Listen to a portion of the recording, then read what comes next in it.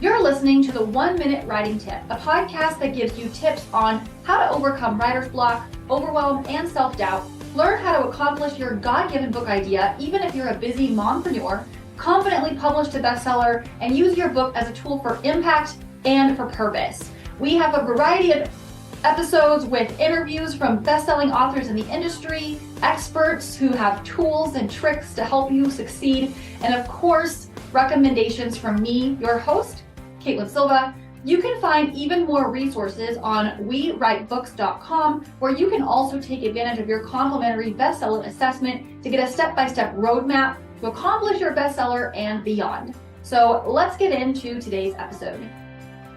Hello, everyone, and welcome back to the 1 Minute Writing Tip podcast. I'm so excited for today's episode. I'm speaking with Teresa Ramirez, who is a motivational speaker, a best-selling and award-winning author, and a kindness ambassador for loving parents who want to raise kind children, because today's parents can see how troubled teens are causing a lot of violence, and there's just so many difficult aspects of our culture nowadays, and parents want to make sure that they're doing everything they can to raise healthy, happy, kind, thriving children.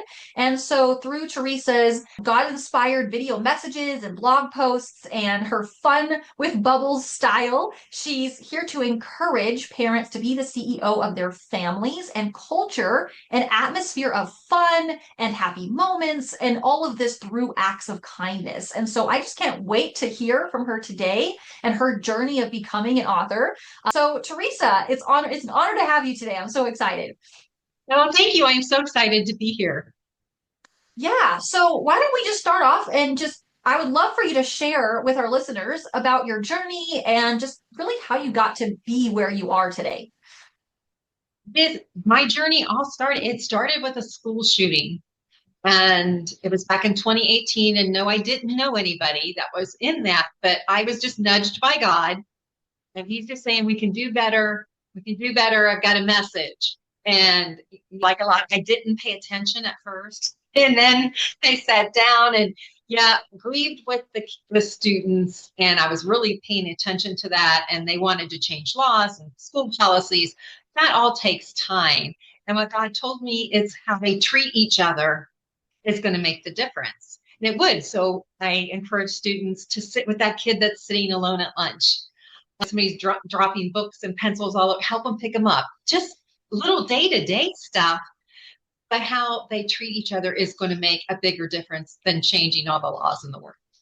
So that's how I started. And then COVID hit and we all landed in front of our computers. And I really was paying attention to what people were posting, what adults were posting. And I was horrified. How nasty and just downright cruel they are to each other. So I have my test subject group, my niece, her husband, and their 4 kids. And I asked them, do you read what your parents put online? And they said, absolutely. We don't want them posting about us. I'm like, okay, that's fair. But they did read it. And when I got to thinking, what are you posting?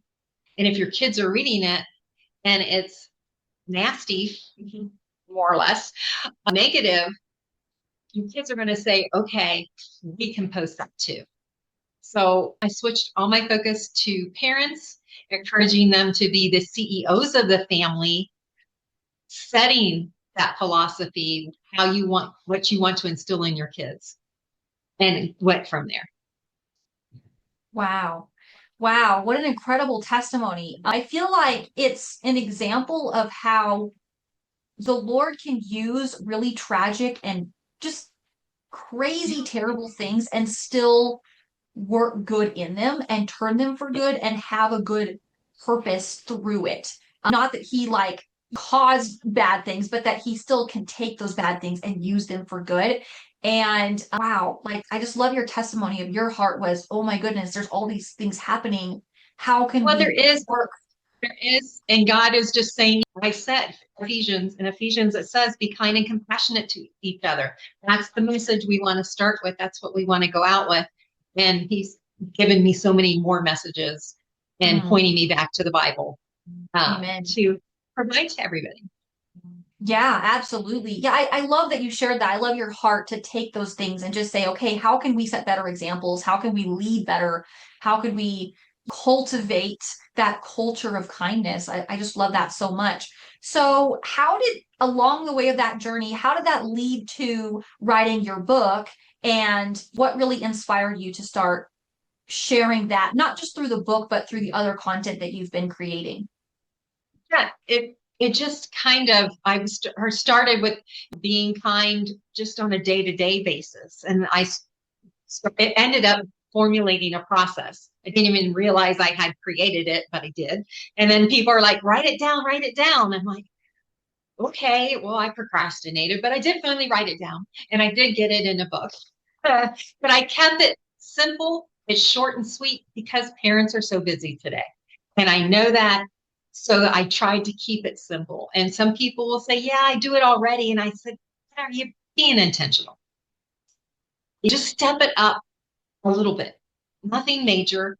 And that's how it came to be. I did have to stop the procrastination part and just really focus on it. But once it starts to flow, and it is easy, it's just using those day-to-day activities where you're in the grocery store. So funny because I was there, and no, I don't spend my life in the grocery store. People say I say I have so many grocery examples, and I said you go once a week. So, and it's so simple. It's an everyday activity. And I was in there, and the woman in front of me, I hate to ask, do you have 28 cents? She said, sure. And she said, oh, thank God. I would have had to rent all the way home to get 28 cents. I said, no, enjoy it. And then she gives me the 2 cents back. So I gave her 30 cents. So, and then I put that, those little horses, you've got the kids, the horses they have to ride for a penny. So I put the 2 pennies on that.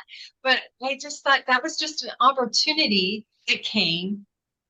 No, at 28 cents. Come on, Caitlin. It cost 28 cents to really relieve someone's stress because she was like, that would have set her whole day off. Mm.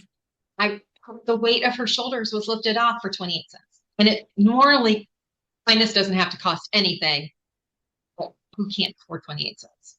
And then and the second act of kindness, as I'm walking out, because I'm holding these 2 pennies going, what am I going to do with these 2 pennies? And there was the little horse. I put it down by there. So 2 kids are going to have a nice ride. And mom won't have to listen to them cry because she can't find it. Yeah, that's so true. Yeah, and I love that you have those practical examples and that it's not just because it's so easy to tell someone, okay, we'll do this and do that, but it's a little harder to get really in the nitty-gritty and the practical. And I love that throughout that process of writing things down and sharing through your book that it does have that. It has practical insights, it's got stories from your life and examples of other people. And I know it comes with a checklist too, so it's like you can check. It's like, oh yeah, I could do this act of kindness. And it's so practical, and I love that. Yeah, I So was just going to say with the checklist, you can involve your kids. Get it yeah, out. Say, this is which one do you want to focus on? And that's what we'll do this week. So right. it can be an easy family activity. And that's the whole point, raise those kind children and teach them, but you get them involved. Mm. Yeah. So talk to me a little bit more about that process for you of actually becoming a best-selling author and an award-winning author and all of the ways that that's opened up opportunity for you personally. Yeah, it's opened up so many opportunities. Right. Once I set my mind to actually writing the book and we've got it written and published, actually you suggested I uh, file for the award. And I said, oh, really? And I was like, okay. And then what category and all those fun things. And lo and behold, I won the award, the International Impact Book Award for the family category. So that was all exciting. They had the big awards ceremony, and yeah, I get to go out to Arizona to receive that. And that was fun. That was absolutely a joy. Interviews, press coverage. I got to go to a Christian conference where they had the youth directors were all there. So that was fine. Yeah, that was fun, and getting to talk to them and what their families are looking for in their churches. That was another great opportunity. And not to mention, I can't tell you how many podcasts I've been on, which is meeting such amazing people like yourself that are making a difference their way through their podcasts. So that's all been exciting and fun, and I've loved every minute of it, and getting ready to get the new second book going. Yes, which I can't wait to hear more about later. I love that you're doing it. So I do have to ask, as you've been through this process of writing and publishing and awards and conferences and all these different things, what would be your top 1 to 3 pieces of advice for aspiring authors who are maybe in that place that you were? They're procrastinating, or they're just really struggling with these different pieces, or maybe they just have fears around what to do next. What would be your advice to them? I think one of the things is that get the naysayer out of your head. I can't do this because I'm too old. I have too many kids at home. I have this responsibility or that responsibility. Who's going to want to listen to me? Get rid of all of that. You have to throw that out the window, because people do want to hear from you. You've got a message, especially like mine, that came from God.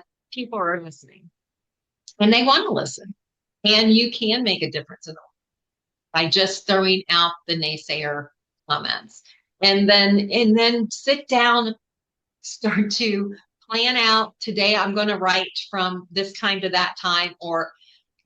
I know I had a time where it was like 10 o'clock at night, and all of a sudden I got that inspiration, and I sat there and it was 3 o'clock in the morning by the time I got done writing. You just, however it works or however it comes to you, you just make yourself do it. And at the end of the day, it just do it. So all that aside, schedule time, use your inspiration, and just do it, because people do want to hear from you, and you have something important to say. Yeah. Yeah, absolutely. I love that. And that's so true. I think so many times that we don't even realize how much we're letting that negative outlook in our head, that those negative thoughts really control a lot of the ways that we approach things. And taking it back to kind of what we talked about earlier, it's like holding on to that promise of God that we've not been given a spirit of fear, but of power and love and a sound mind. And so it's like, oh, I can apply that to this too, and not listening to that, oh, it's never gonna do this, or it's never gonna do that. And it's just, that's so important. And then from that, definitely the intentional strategy and taking those steps. I love what you shared that. That's so good. So on that same note, I know you're walking it out right now, and you're working on that second book. So tell me about that. What's the second book? What can we be looking forward to? It's kind of a continuation of the first book. In the first book, we're really building that foundation, making kindness as natural as breathing. We're bringing in the soccer club and the drama club and the chess club, and giving back to the community. And then I touch on how to respond kindly in those awkward, sticky situations. Well, I take that where I started, and I did the whole conflict management, basically using God as the base. Because if you look in your Bible, and this is what I found, this is what I have learned through this process, is that for my kindness, and kindness is a fruit of the Spirit, He has in the Bible like a whole blueprint for us to follow, how to be kind. And I'm going to quote this because this was like light bulbs going off everywhere. On 2 Timothy 2:24, God says not to participate in quarrels, but to be kind to everyone, and skilled in teaching patience, kindness, and tolerance when we are wronged. And I thought, what a great blueprint for today, and a blueprint for conflict management. And that really goes back to reducing the violence in the schools, and that when you're faced with conflict, how you respond to that person is going to affect the outcome of it. And de-escalation is huge. And sometimes just walking away is huge. But you can use your words, You use compliments. You can use humor. You can use just walk away because is it worth it? Hmm. So that's what the whole book is going to be in great detail. Wow, that sounds amazing. I can't wait to learn more and to definitely read it. I can't wait. That's so exciting. So if someone's listening and they're thinking the same thing, they're like, "Wow, I'd love to learn more. I'd love to partake in some of the things that you're teaching and that you're doing." How can they connect with you and learn more about you and become part of what you're doing? Yeah, you can reach out to me at journeyandkindness.com and hit that contact button, and I do respond to everyone. I am also on YouTube, Journey and Kindness with Teresa, and all my videos are out there. Awesome. Okay, that sounds great. And I'll make sure I include those links in the description below the episode. So, for all my listeners, if you want to learn more about Teresa, you want to connect, then make sure you guys check out those links, be part of what she's doing. So, Teresa, thank you again for joining me. It was so great to have you on. Well, thank you so much for having me, and I've loved talking to you again. Yeah, absolutely. And for all my listeners, thank you also for tuning in. I hope you enjoyed this episode and that you got a lot out of it. And I hope that you'll leave a review and share wherever you're listening from. I'll see you guys on the next episode. Thanks so much again for tuning in to the 1 Minute Writing Tip podcast.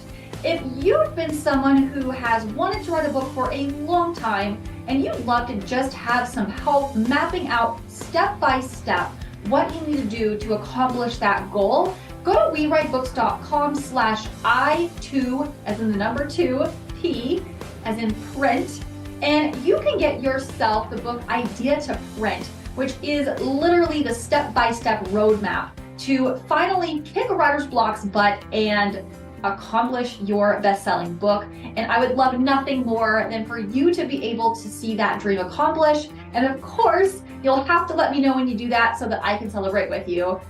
Don't forget to like and comment below the episode, and I will see you on the next one.